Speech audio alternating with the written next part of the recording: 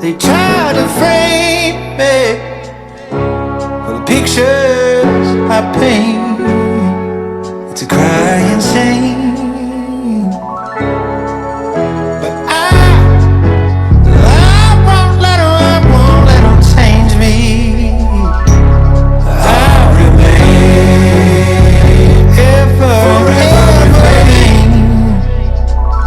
Hey, they didn't think I would do it, but I did it.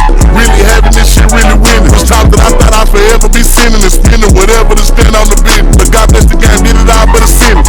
All the shots they let off, but they ain't hitting. All the shots we let off, they ain't mentioned was hitting. Go ask why he's finding them living. Never change, I'm the same as you see me. The only thing changes the paper my feet. Can't forget about the diamonds and chains on my pendant was starving, but now we each stay for a living. If we ever fell out, you a fake or a beat. Niggas switch sides, don't be standing on shit. But yet I'm the biggest, ain't changing my clip. But the six disrespect and get put in that dick. I came up off a rabbit, no prices for bricks. $1 million combos out to eat with my stick. Big I bows the condos, letting lows go for six. Brand new Glock with my little bro, shit came with a switch in the list. How you niggas gon' die for that shit? Let them make it for months, hurt my pride a little bit. When they ride, make his whole family cry for that shit. I'm the Most same of y'all know what I do, and I'm always getting these questions all the time. Who does this? Who you know that can do this? What is your purpose of this and stuff like that? So ultimately I said, hey, this is 2025, I said, let me just invite a group of people that I know that are definitely successful and do a certain skill set. So, because I know some people are anxious to do some business. That you know me, I'm a serial entrepreneur. And I like to see us grow. I like to see everybody with their business and how they're doing things. So I said, let me grab a few people. You know my story, guys. I'm Army retired, like escorting for government buildings too. So I'm an investigator, I'm escorting, I'm a real estate investor, and I'm going 100 miles an hour. My passion's always been real estate, and that's what I'm really focused on in entrepreneurship. So what some of you like to do, and there's no other better place than getting y'all together and talking about some of this, because they do it and there's no reason why we shouldn't do it. So, and I think we can really do a lot together. Just knowing y'all, there's well over $1 million worth of money in this room easy. I mean, real easy. It speaks a lot and a little bit about my family, because they actually flew into this. So I'm really grateful for that. So saying all that, I'm just gonna pass it off to somebody else a little bit. Y'all kind of introduce yourself. I had 2 brothers in the Army, and they just seemed like they were having the time of their life. They were enjoying life, they were traveling.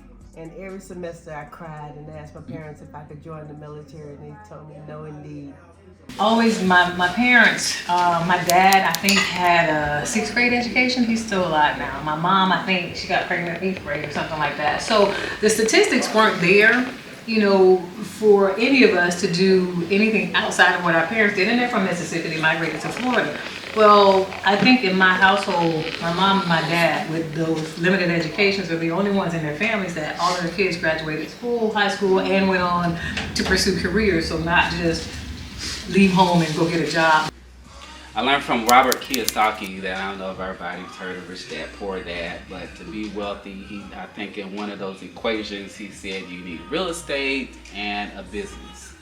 And so I have those things, and so, but I'm going on 52, and I'm trying to slow down a little bit so I can move to the Virgin Islands and relax. But until that happens, you know, my investment in real estate has always been buy and hold. So I've not done any, I can't say I've done any flips, because all the property that I've held, I've had to rehab pretty much to, you know, up to my standard, and then I just hold them and lease them. It's one example, and then we also own a house in Philadelphia that was actually ransacked. Like, people took drawers, doors, bed, like they took everything pretty much. So I've seen I've had to do the actual work of like going to Home Depot, buying the equipment, repairing the floors, repairing the cabinets, taking out the stove. I've done that. I've seen the actual work of it, and that's when I think I realized that, hey, I actually like doing this.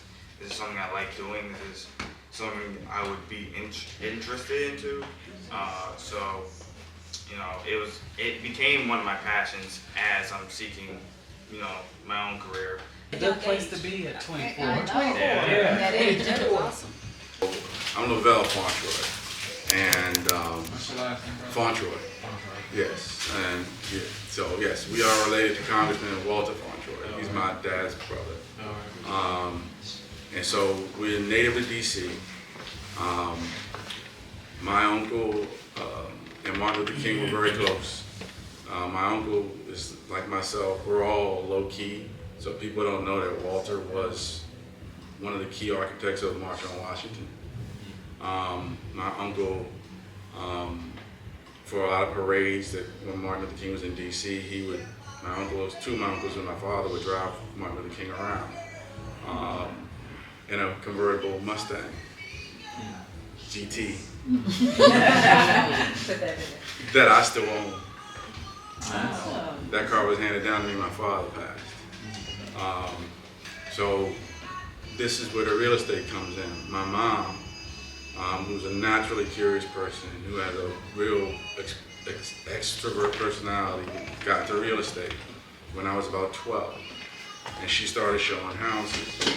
And of course, of her showing houses, there would be, this is the old school, right? People, you put the sign up, open house, and people just show up.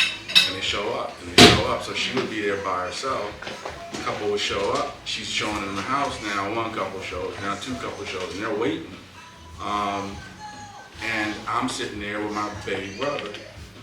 And it's like, I've seen her do this 100 times now. And I was like, I can show you if you want me to. And the people got like, oh, the little baby boy, show me the house. So go ahead, baby, show me the house. And so I started showing them the house. And I'm showing that house more in a more animated fashion than my mom is, just because I'm bored, right? I'm trying, you know what I mean? This is doing something versus sitting next to my brother and doing nothing. And lo and behold, she started getting deals off the houses that I showed. And so she came home, and this is where her dad was. She comes home with a commission. She cashes the check, and she puts the money on the table. And she stacks the money up. And then she goes, as she's stacking up the money, she starts peeling me off a little bit. Boom, boom, boom. This is your taste.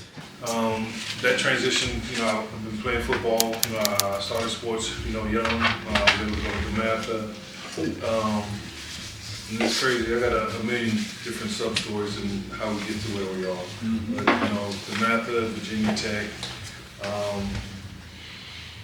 Went into Method's Hall of Fame in 2008. You know, I was captain, you know, of the team. I started 4 years at Virginia Tech. You know, I was able to go to the Kansas City Chiefs after, you know, Marty Schottenheimer was there.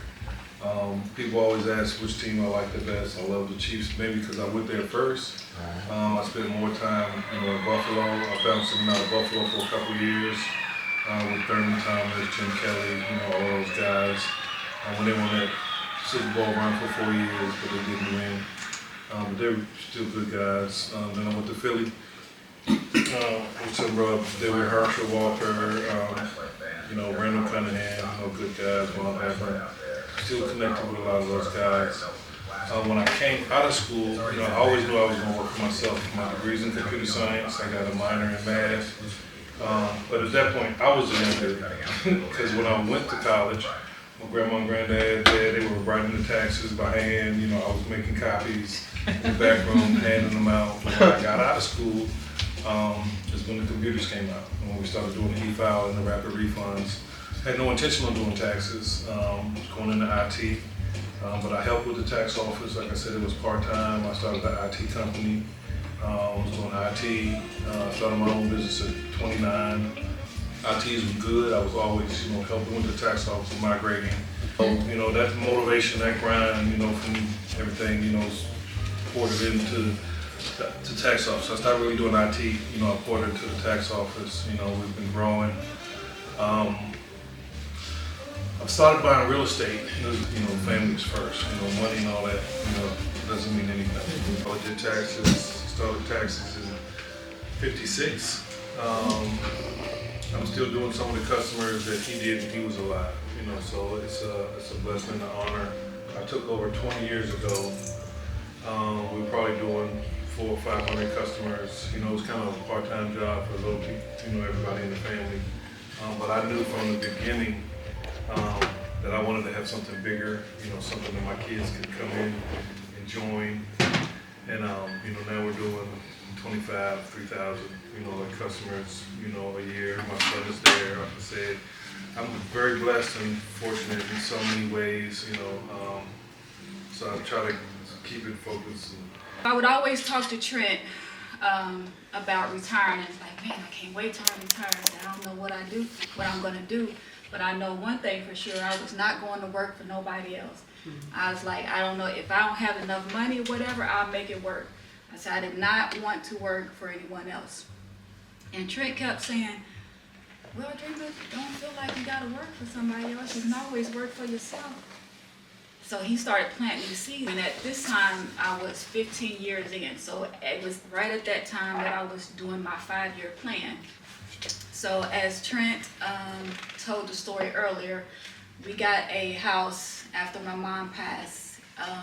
And that was my actual true introduction to real estate. Now Trent and Bracy or James, they was already doing real estate, but I was just in my own little world, like, nah, you know, I'm in the military, so I deal with that when it comes. So they was like, they had that idea, and then they brought me in. I was like, okay, I know what I was doing, didn't know anything, but I just know I seen them being successful in it, and it was my way of getting in and learning and going from there. So we started having Trent to schedule family meetings. And we'd talk about getting the LLC, and they would do all the paperwork. And in these meetings, I felt like I didn't know anything. And I didn't like that feeling. They'd be having all these other terms, and I'm like, well, what's that, huh? And Trent, you know, so they'd be explaining to me, but me being me, I was like, I don't want that feeling. I said, so I'm gonna start educating myself. And so I started educating. I mean, we went ahead and got the first deal, as he said earlier, and all that stuff. So I was like, because the next time when we do this, I said, I want to be able to know and speak intelligently on what they're talking about and understand it. So I started watching videos. I was just like consumed, podcasts and everything. And Bracy would send texts in the group like, yeah, I'm getting ready buy this thing in a 6-unit in Atlanta. I'm gonna fix it up, then rent it out and refinance it. I'm like, what? I wish I still had that. Yeah. So I find it. Yeah, so he was doing all that, and then when I started listening to podcasts, oh, that's what he was talking about. So everything started connecting. So I just came so and so excited and wanting to learn more and more. So that's what I did. I got in a training accident and I got my hand crushed.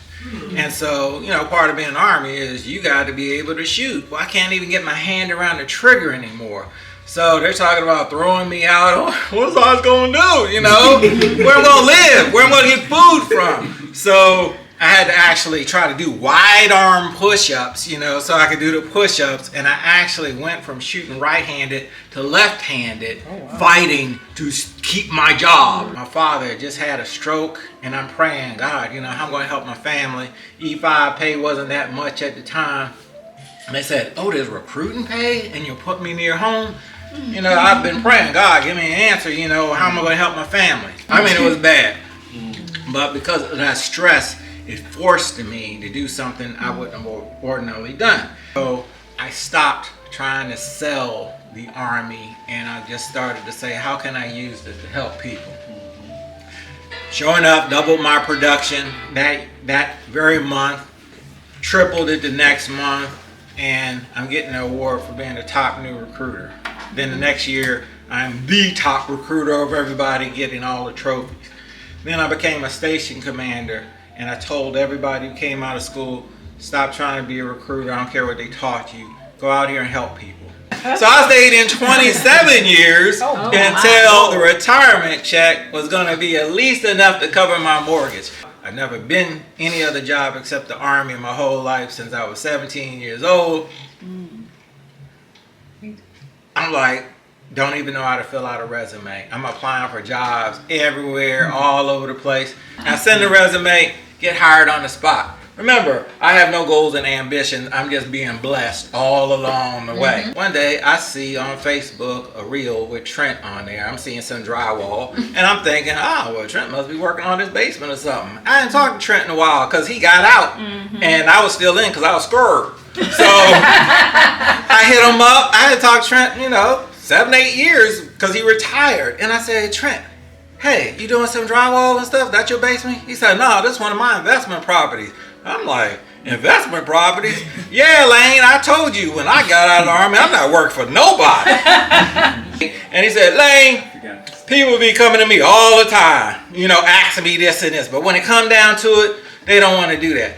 And I'm like, Trent, I know, we ain't spent that much time, but I'm one of them, I do what I say and I say what I mean type.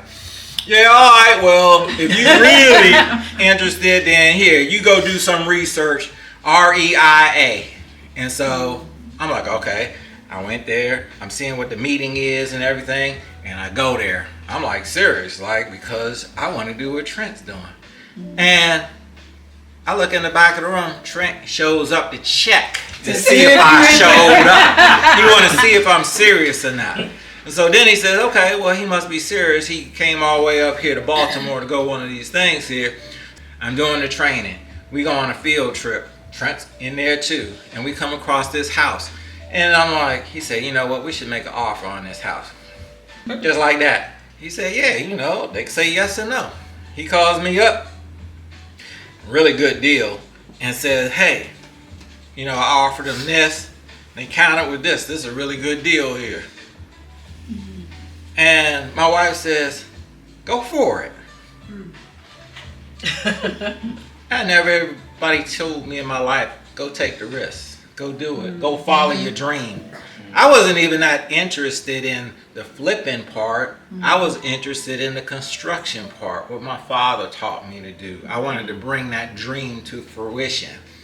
And so we didn't finance anything. We paid out of our pockets to go do this. My mother had passed away, and she had some money that she left for me, and here was the money. And I'm like, I'm in. We went and we bought that house. Trent got the deal, and the one piece that I contributed to it was the staircase in there. I'm like, Trent, we should flip this staircase around. And no drama, nothing. He's like, yeah, Lane, that's a good idea. I'm like, for real? And even the people who did the work for us, like, that was a really good idea, flipping those stairs around. So for Trent, for me, this was somebody that God sent to fulfill a dream for me. You watch something on TV for 10 years and you never think that you be the one. And here's somebody that God put in your life and helping your dreams come true, and you got somebody beside you saying, go for it. So when you talk about relationships over money, that's something right there, because I never had any ambition to be in real estate business.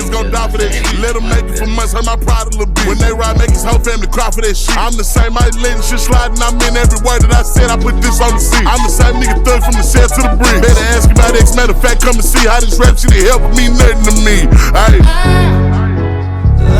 won't let 'em change me. I'll remain forever remain. I won't let 'em change me. I'll remain forever remain. I won't let 'em change me.